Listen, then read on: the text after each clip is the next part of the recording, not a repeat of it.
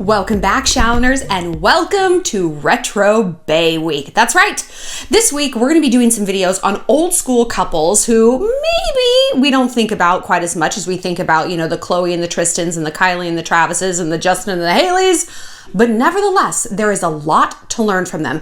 And, if anything, there's almost more to learn because their relationships, they lack like the social media thing and the paparazzi. It's like we just look at the facts and what they have said about each other, and it's like, oh man, there's a lot to learn.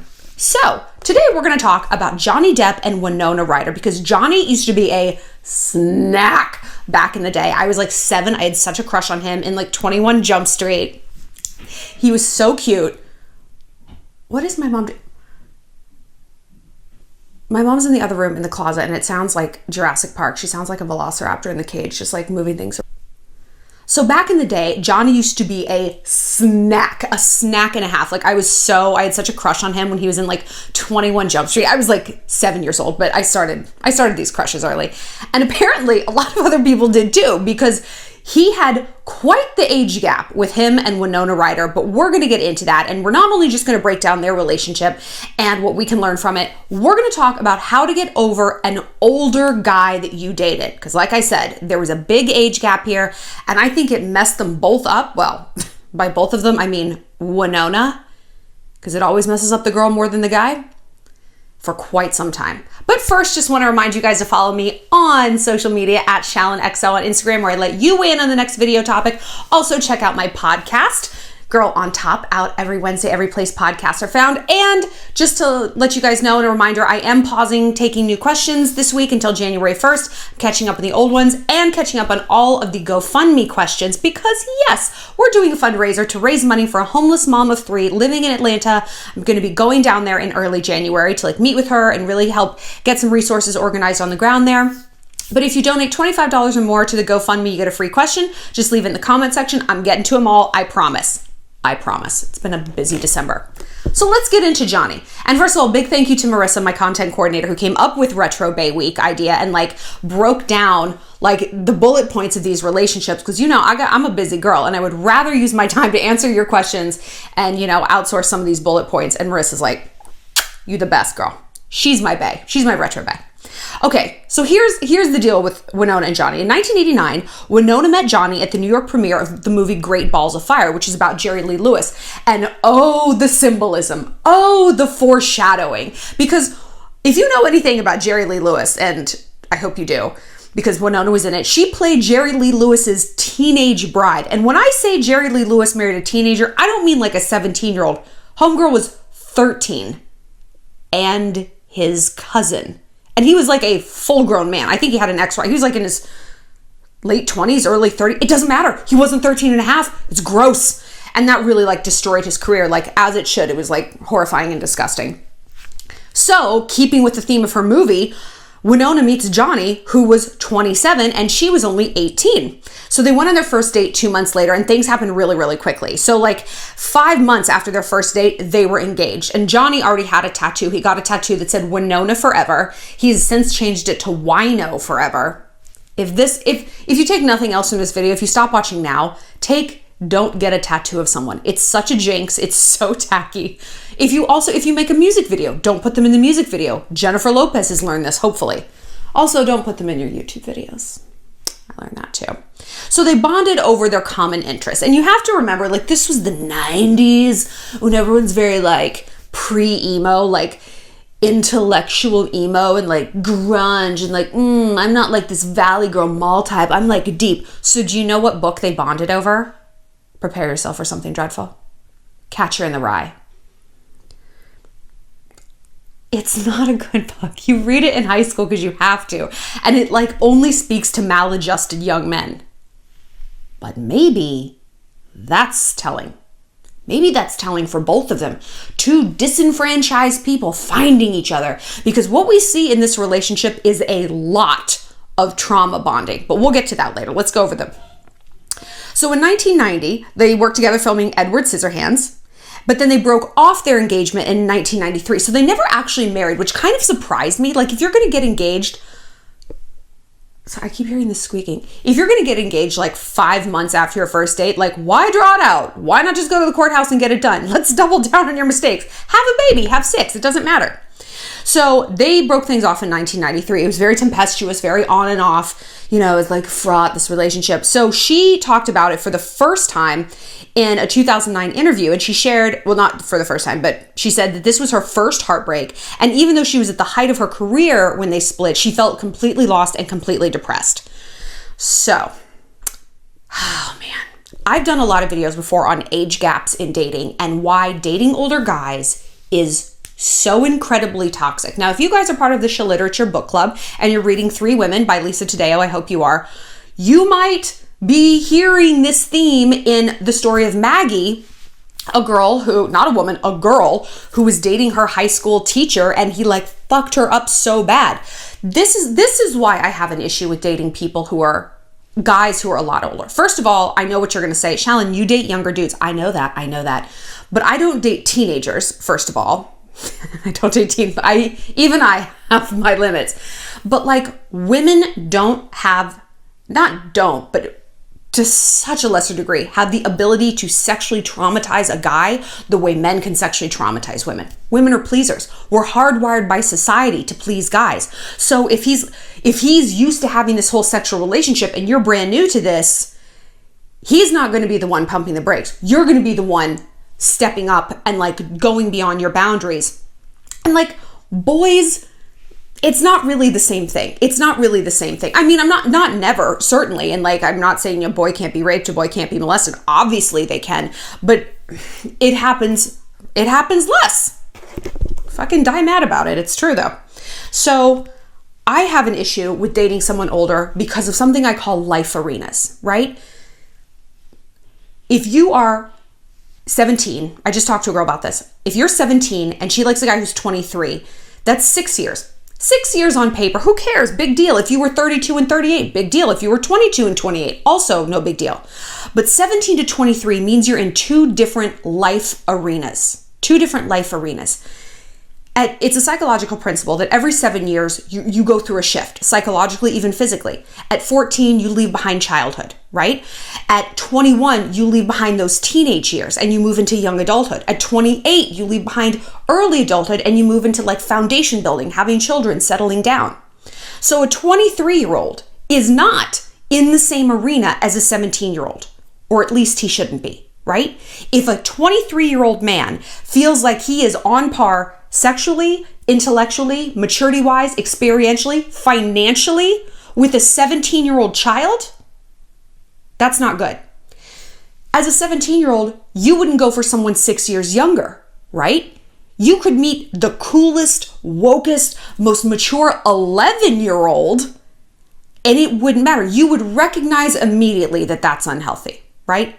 And it's no less unhealthy in the other direction.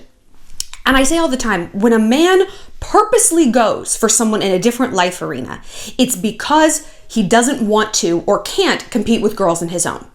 Because when you're 23 to a 17-year-old, oh, he's got his own car, he has his own apartment. 23-year-old is going to look at you. It's like you sleep on a futon on the floor, even though like I'm in my parents' like guest room and they don't have a bed frame yet. I know.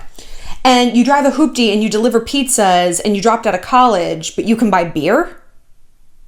That does not impress me. That's not going to impress a 23-year-old the way it's going to impress a 17-year-old. And it's not because a 17-year-old is dumb. She's doing exactly what she should be doing. She's where she should be. All of that. It's he who is not where he should be. And Johnny and Winona are a good archetype of this. And you're probably thinking, well, they are they were in the same life arena. They were both professional actors. Let me tell you, if you ever get confused about life arenas, because it can be confusing. It's like, well, we're both like grad students, even though he's 29 and I'm 20 and blah, blah, blah. Boil it down to sexual arenas.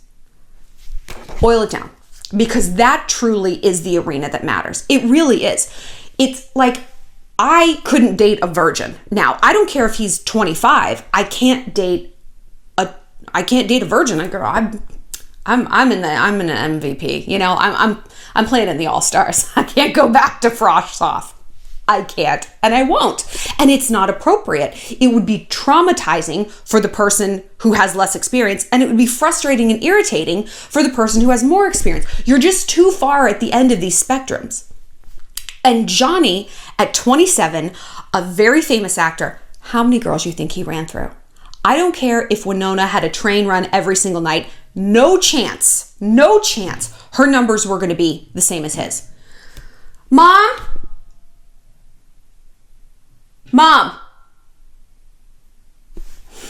No, wasn't experienced, okay? I thought maybe like, oh, she'd been like in Hollywood for a long time. You know, I don't know. I was like a child then. But I assumed like she wasn't like the new kid on the block. Yeah, she was 18, but because she looks perpetually 14, I figured she was in Hollywood since she was 14. No, listen to this. Here's some quotes about these two, okay? When I met Johnny, I was pure virgin. He changed that. He was my first everything, my first real kiss, my first real boyfriend, my first fiance, the first guy I had sex with. So he'll always be in my heart, forever. Kind of funny, that word. No. Toxic, toxic, toxic, toxic, toxic. Another reason guys date younger girls is because they want to like mold her. It's this Pygmalion thing. They want to like shape her in their own image. I'll be real. A big reason I like younger guys is because not like I want to shape them sexually like this, but it's like, it shades of that. It's like, hey, if you do something bad, you're still moldable enough as a man that I can correct it and I can like make you better. Whereas like guys my age, you're like, hey, you can't flake out 10 minutes before a date. And they're like, fuck you, I'll trade up for a 28-year-old. And you're like, that's their attitude. You say that to a 22-year-old and he's like, I'm sorry. Can I see your boobs, please? You know, like they're more amenable to changing. They're still growing. They want to be the best person they can be. They're not old and full of baggage and like bitter about the world. It's like, well, she can fuck off if she doesn't like it. But then people take this to the extreme. Almost any attitude in moderation is okay, but Johnny's attitude was not accidental and it was not in moderation. First kiss, first sex, like that is overwhelming for someone. That's overwhelming because I bet that didn't all happen over the course of months and months and months. I bet that first kiss to that first sex was maybe, it could have been the same night. I know a girl like that in college. There was this girl, she had her first kiss and her first fuck in the same night. And we were like, this is so messed up and so traumatic. And guess what? He was older. And like, on one hand, you can't blame someone sexually for going at the speed that they're used to. But that's the thing. That's why a 27-year-old should date 27-year-olds or someone in the same sexual arena, not an 18-year-old like child. Like that is a childlike person. She might have been famous. She might have been in movies. She hadn't even kissed anyone. Like really? Like that's crazy that he now had a monopoly on all of those things. Not just love, because of course that was probably going to be her first love, first kiss, first sex, first fiance. She listed every possible first a woman could have, except for like first child. It's wild. And he was no less insane. Here's some of his quotes. When I met Winona, I'm going to do it in his voice. When I met Winona and we fell in love, it was absolutely like nothing before. We hung out the whole day. Wow, the whole day. And night. And we've been hanging out ever since. I love her more than anything in the whole world. We've been hanging out the whole day.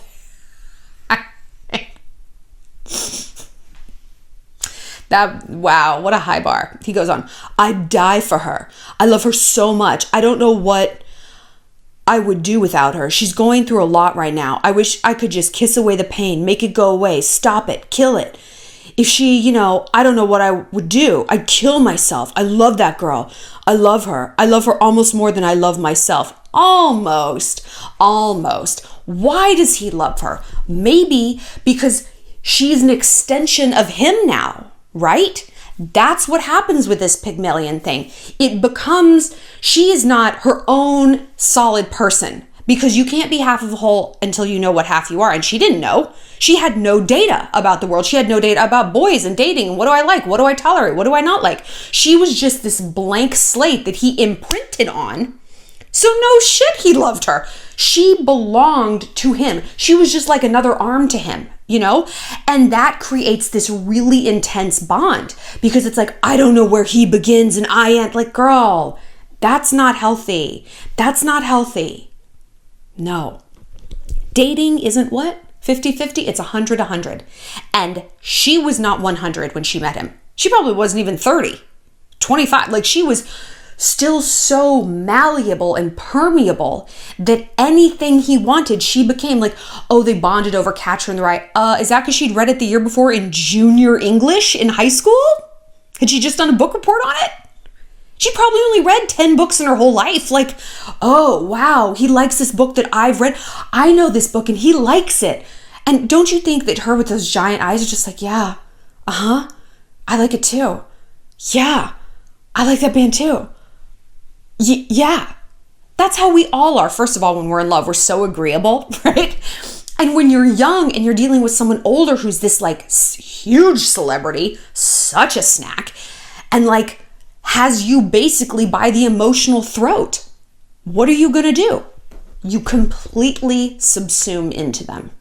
And that's when things get dangerous. Because when they leave, they take your whole identity with them. They take everything. And she said this, I was at the top of my career, but I was completely empty. There was nothing for me. That's because she never had the chance to develop who she was on her own, right? And how did this affect her? Because I said, these experiences, it's tough. When you're young, you're so myopic anyway. It's like, I don't need to wear a seatbelt. I'm never going to die. I can try drugs. Nothing bad's going to happen. It's like you can't get this sense of life and the longevity and context. I mean, how can you? You're young. That's normal. That's normal and that's okay. But that's why you can't get into these situations that have these ripples and this butterfly effect that you cannot see, but other people can. I can. And I fucking tell you about it all the time when you message me about these people, okay? I tell you. Because this wasn't just like a breakup for Winona. She went down a rabbit hole. A lot of drugs. Remember that shoplifting thing? You guys might not remember, but she like stole all this shit from Saks or Neiman Marcus. Yeah, just like put it in her hand and like walked on out. Like it kind of destroyed her career because she looked insane and she had all these drugs on her, oxy, diazepam. Like, I don't even know what diazepam is, but I'm fairly certain you shouldn't just be taking it like a handful of Skittles. So we can say that this didn't have an effect. But it's also important to look at the context of her life. She grew up in like a commune with her parents, and she gave these quotes about how when she was a teenager and she would want to try drugs, she would go to her parents and they'd be like, okay, well, here's how to do them, and here's how to get them, and here's where you don't want to do these drugs. Like, don't do this drug. Like at a carnival, you're going to have a bad trip and freak out, and here's how it's going to affect you, and here's how you're going to make it's going to make you feel. And she put this in a very like rosy context. Like, it really demystified drugs and it took the salaciousness, like the rebellion out of it. And that kind of makes you less inclined to want to do it. Now, she said that as an adult, right? That was her purview as an adult. Hindsight being 20/20 and like putting a glossy veneer on something. I've done a lot of drugs. Drugs are a lot of fun sometimes, but drugs are fun for like a very short amount of time. And I don't just mean like short that night, like Coke lasts for 15 minutes. I mean like, it's like bad eating. You're going to eat cookies, and you're like, oh my God, I'm not gaining weight. Am I like the 1%er who isn't going to gain weight from eating cookies? Oh my God. Probably not. Come see me 2 weeks later, Pudgy. Right? Drugs are the same way. You do them and it's like, wait a minute. My life isn't falling apart. I'm getting up. I'm going to work. I'm going to school. Everything's fine. Everyone who was warning me about drugs was lying to me. They were lying to me. I'm fine. Boom. Brick wall. You hit a fucking brick wall. Your health suffers. You get a DUI. Like, there is a brick wall there. You just don't know when you're going to hit it. And that's the scary part. You're driving and you see a brick wall. You're like, I'm going to hit it in 10 seconds. Drugs, bad eating? No. So anyway, that would not be my strategy as a parent. And even though I'm not even saying it's the wrong one, but it's like she needed a parent to be like, no, you're not going to do drugs. I can tell you what it's going to be like, but you're not going to go do them. That's not what you're going to do. No. I love you. No. Kids need stability. Human beings need stability. Human beings need boundaries. You go into work, you don't want to know, well, where do I sit? Is this my desk now? It moved yesterday, and what do I do today? Like, what's my job title? We need structure. It is part of how we function and part of how we stay alive as a species, right? And I think in some ways she found that structure in the form of control with Johnny, because it was kind of his way or the highway. It was his sexual way or the highway. It was his lame ass books or the highway, his band, like his everything. I don't think that was a fair and balanced relationship. That wasn't a 50-50 relationship. That was him in the driver's seat and her like this big-eyed, like little mongoose next to him, just along for the ride. It's funny, I say this all the time, we date people who remind us of our most difficult parent. Either to get away from that dynamic, we go completely to the opposite, or we replicate it to try to do it over, to do it right. I know, it's heavy, right? And so in her relationship with Johnny, she found probably familiar elements to her own dad, maybe like, just this free thinker and like drugs and, they lived in a commune, for God's sakes. Like, they weren't working for corporate America. So like she found a little of that free thinker thing, which was familiar, but with the control that she viewed as stability that she maybe lacked in her parental relationship. I don't know. I don't know her parents. I don't really know her relationship with Johnny, but you cannot deny that there's probably something there. These things are linked. None of this is a coincidence. So how do you get over an older dude that you dated? You got to go back to that root issue. I know that I say this in every video, but that's because it doesn't get any less true. The psyche will be hurt, and she's going to do it the easy way or she's going to do it the hard way. And with Winona, she did it the hard way because those two broke up. And hopefully she was in a bunch of therapy and she worked through this, blah, blah, blah. But like, judging by the subsequent drug use and arrests, I'm going to go out on a limb and say she didn't process this relationship effectively. She didn't get to the root of what Johnny reminded her of. And because she didn't, all she was doing was wallpapering. I don't know if you guys know about wallpaper, but it's a bitch to get off. And a lot of times people just put new wallpaper over it, and then it's ripply and it's lumpy and you're like, I should have just scraped it off. Because now you got two problems. You have the ripply stuff underneath and you have the ripply stuff on the top. So with Winona, she didn't address the issues with her father. She was a child when she met Johnny. Who knows if therapy was even like a thing back then? I don't know. Not the way it is now. But like, she just added a layer of problems on top of that in the form of Johnny Depp and this breakup. So that when they split, she was so broken over this because it reminded her of her relationship with her parents in some sense. But also, she missed the dude. She missed Johnny. It's like an alcoholic, an alcoholic drinks to anesthetize himself from some sort of trauma or psychological splinter. And it's like, well, now you just got a secondary problem on top of that. So first you got to fix that, and then you still got to do the hard work and get to the root. So if you can't get over an older guy, go to the root. And maybe it's not your parents. Maybe your parents are fine. That's okay. But you have to look at what was going on in your life at that time. And let's say Winona's parents were completely normal. Let's say they worked for like General Motors. They were the most normal. One was a homemaker. Bleh.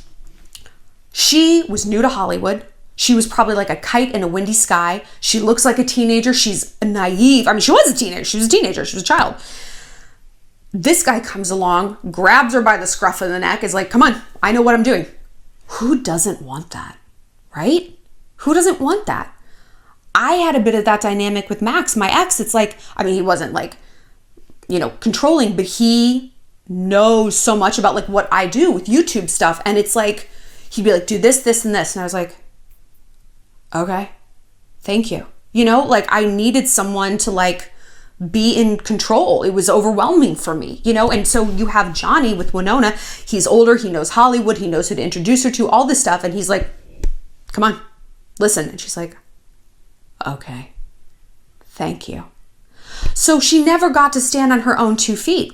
And that's difficult. So look at what was going on in your own life when you imprinted on this older guy. Were you nervous about the future and he kind of like anchored you and gave you purpose?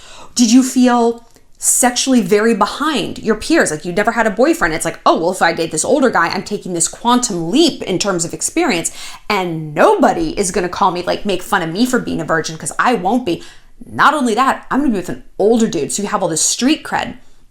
you know? Maybe you were trying to outrun your parents and you wanted like freedom, but also a little bit of stability, and maybe he gave you that too. There's something there. And if you don't know what it is, girl, your friends do. Your friends do. Ask your friends. Be like, and phrase it like this. I see now that this older guy was kind of an emotional getaway car from me. I was trying to escape something. What do you think it was?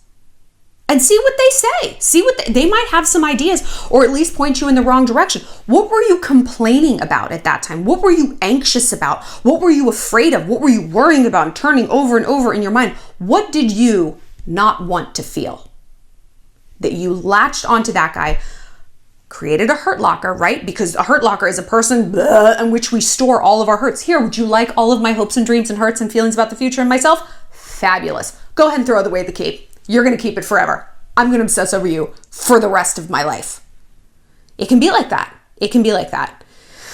My friend's dad ran into my hurt locker the other day and took a picture of him. He's an athlete. And she sent it to me, and I was like, I said, I feel so many things and none of them good. And she's like, I'm so sorry. I didn't mean to upset you. But it's like, I was right back there. I was right back to square one with the hurt locker. And I was like, like the breath left my body.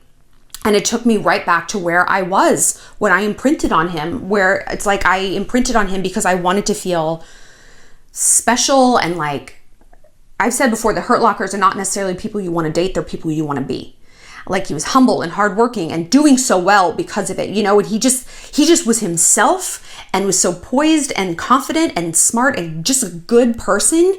And I was like, none of those things. I was like, crazy and a douchebag. Still am. And so I got out of that hurt locker spiral by reminding myself that I am more like that now. I am more like him than I ever have been. It's like 27%. I'm trying, 87%. So I'm trying, but that helped me demystify, because it's like you just need a little distance between your this love, but what's actually fueling that love is coming from inside you. This person, they're a symptom of a larger issue, and we can get to that larger issue. We can. It's a little bit painful, but like any splinter, it's only painful for a second. You get it out, you yank it out, and you start to heal. If you leave it in there, it festers and it gets really bad.